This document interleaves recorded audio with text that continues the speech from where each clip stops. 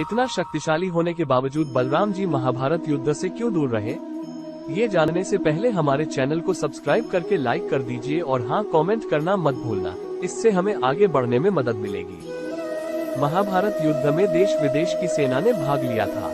माना जाता है कि कौरवों के साथ कृष्ण की सेना सहित यवन, ग्रीक, रोमन, अमेरिका, मैसेडोनियन आदि जगहों के योद्धा शामिल थे, तो पांडवों के साथ सिर्फ कृष्ण और उनके मित्र राजाओं की सेना थी। महाभारत युद्ध के समय सारे भारतवर्ष में सिर्फ 2 ही राजा युद्ध में शामिल नहीं हुए थे, बल्कि एक बलराम और दूसरे भोजकट के राजा और रुक्मणी के बड़े भाई रुक्मी थे।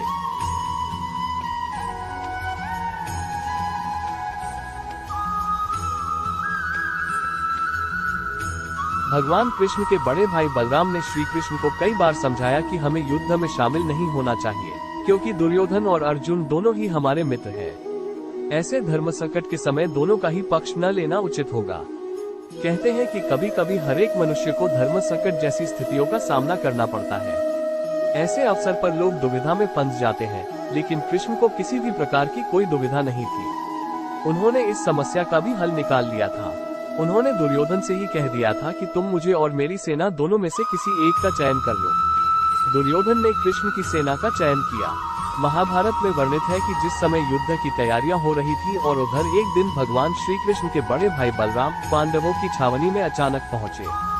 दांव भैया को आता देख श्री कृष्ण, युधिष्ठिर आदि बड़े प्रसन्न हुए। सभी ने उनका आदर किया। सभी को अभिवादन कर बलराम धर्मराज के पास बैठ गए। फिर उन्होंने बड़े व्यथित मन से कहा कि कितनी बार मैंने कृष्ण को कहा कि हमारे लिए तो पांडव और कौरव दोनों ही एक समान हैं।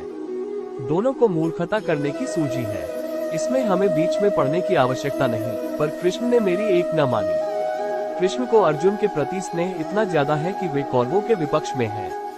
अब जिस तरफ कृष्ण हो उसके विपक्ष में कैसे जाऊं? भीम और दुर्योधन दोनों ने ही मुझसे गदा सीखी है। दोनों ही मेरे शिष्य हैं। दोनों पर मेरा एक जैसा स्नेह है। इन दोनों कुरुवंशियों को आपस में लड़ते देखकर मुझे अच्छा नहीं लगता, अतः मैं तीर्थयात्रा पर जा रहा हूँ। ऐसे और रोचक महाभारत और हमारे पौराणिक कथाओं के बारे में जानने के लिए धार्मिक बंदा को सब्सक्राइब कर दीजिए।